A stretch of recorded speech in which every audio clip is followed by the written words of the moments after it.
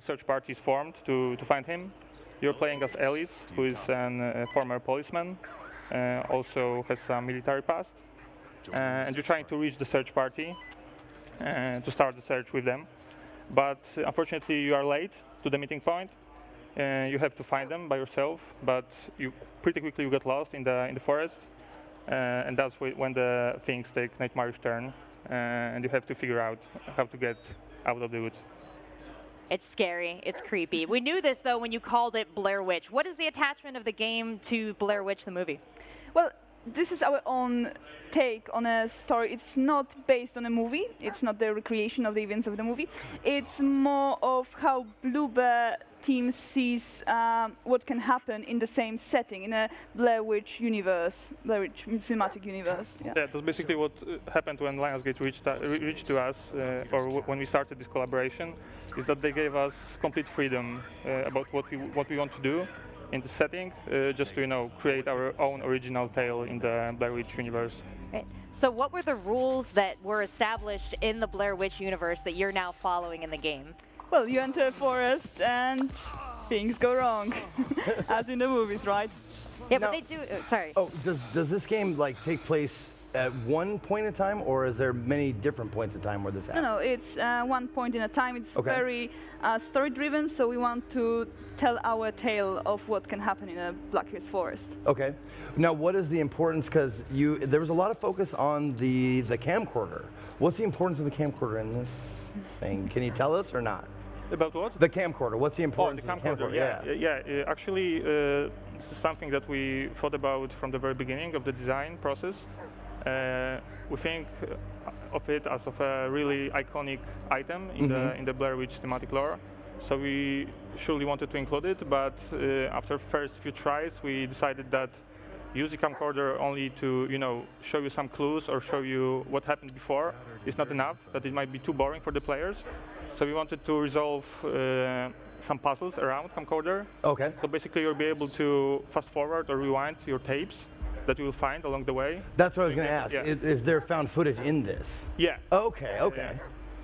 I think that brings a really exciting element here. I was trying to dig into what exactly did you take from the lore of Blair Witch, and the found footage, the creepiness of the camcorder is part of it. Also the build-up and the suspense of just finding little clues that give you a piece of the bigger, scarier world beyond.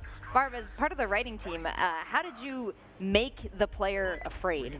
Well, it's not only about writing. If you played Layers of Fear, Layers of Fear 2 or Observer, you know that Bloober team really pays attention to small details.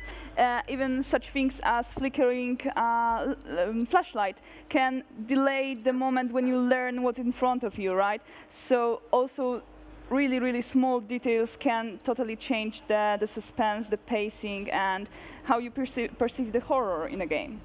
With your team's experience in creating horror and creating atmosphere and scaring your players, what have you learned kind of works best? What do you think is a best case scenario in your game that you're bringing for Blair Witch?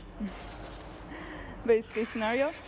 Well, I think we are using a little of everything we did till this point and mixing with some new stuff taken from what we learned in Blair Witch in the movie, right? So, well, this fact of not knowing what's hiding behind the darkness, right? This is why the game looks like it's very, very dark. It's in the night, and you basically know that something is around you, but you don't know. And this is pretty much how it works in the woods, right? So we really wanted to recreate this feeling. And we are going to learn over the course of the game what the evil is, what the cause of it is, or how much do you leave up to mystery? When I finish this game, how much will I know? Well, you'll know a little more, but without spoilers. Yeah. We can't tell you everything, right? Because then it wouldn't be a mystery. Sure, don't tell me what I'll know, but I will know why the evil is here. Maybe I'll know what happened. Oh, you will know a lot more. And I'm going to know that Bullet is fine. Bullet's going to survive. Bullet is actually telling the story. Speaking of that, it's the narrator, right? Yeah, Bullet's the narrator. While watching this, I see the protagonist, the main character, talking to the dog. Yeah. Now, does the dog play a mechanical role in the game? Yeah, I mean, he plays two significant roles, one of which is gameplay, the second one is story that maybe Basia will tell you more about later. Gameplay-wise, he's basically your best tool to find your way in the forest. Bullet was also a really huge challenge for us when creating the game, because this is our first attempt to create a fully fledged AI that's Yeah, I'd imagine. acts on Yeah. itself. So it was a really tough challenge, but I think we worked it out somehow. And basically, thanks to your bond with Bullet, because he's your dog, but he's also your really best friend. You'll be able to give him some commands, like steer him in a right direction. Sure. But he's also gonna have mind of his own. So basically, even if you don't do this, he's also gonna try to help you. Right. Well, I'm glad you didn't use my dog. 'Cause my dog.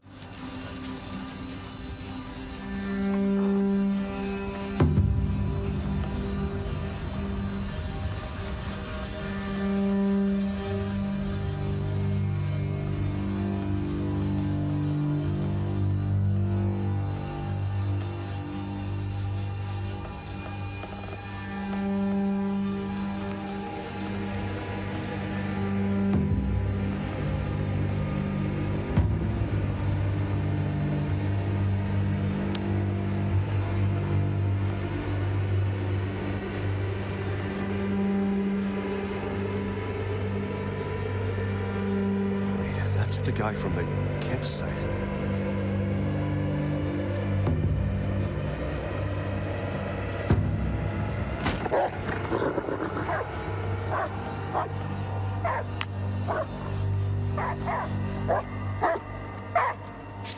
Shh, shh, shh. Quiet, boy.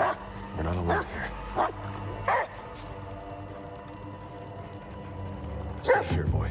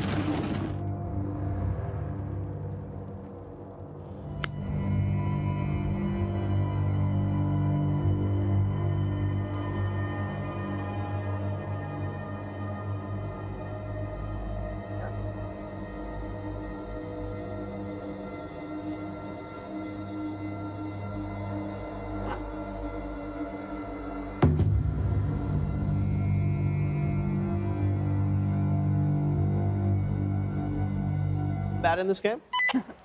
Yeah, there is, but it's not a conventional type of combat, because we thought that it's not really fitting to Blair Witch cinematic universe, because you want your character to feel vulnerable.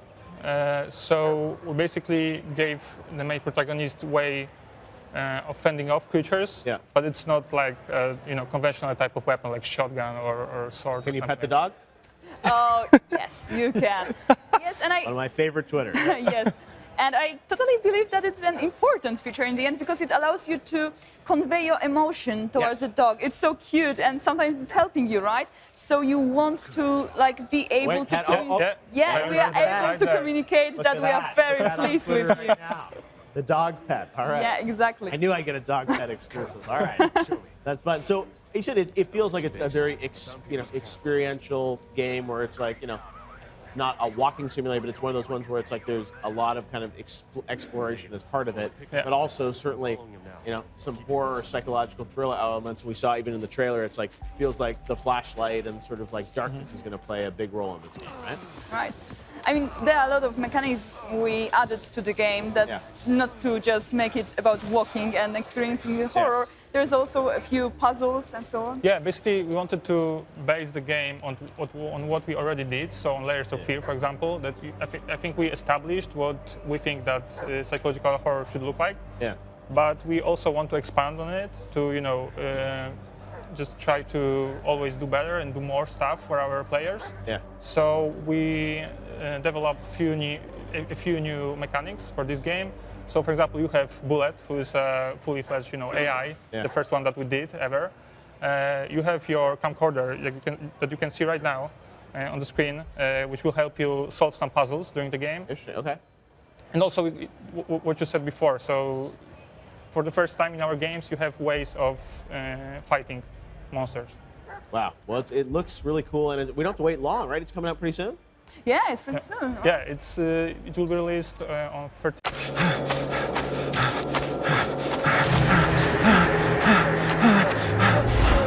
Oh, shit.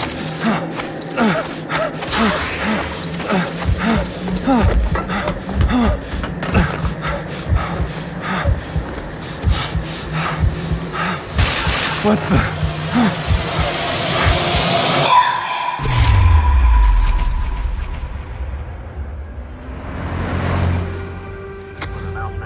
Shannon, a 9-year-old boy, went missing on Saturday. This afternoon, the authorities are organizing a search in the Black Hills Forest. Okay, Bullet. Let's find this kid. Wait up, Bullet! Bullet! Where am I?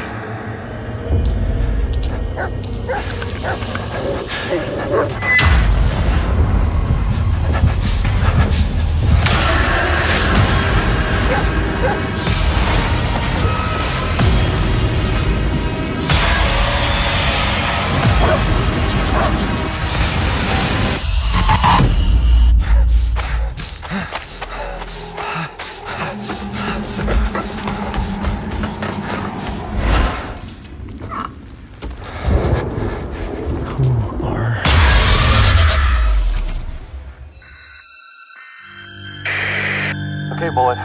Let's find this kid.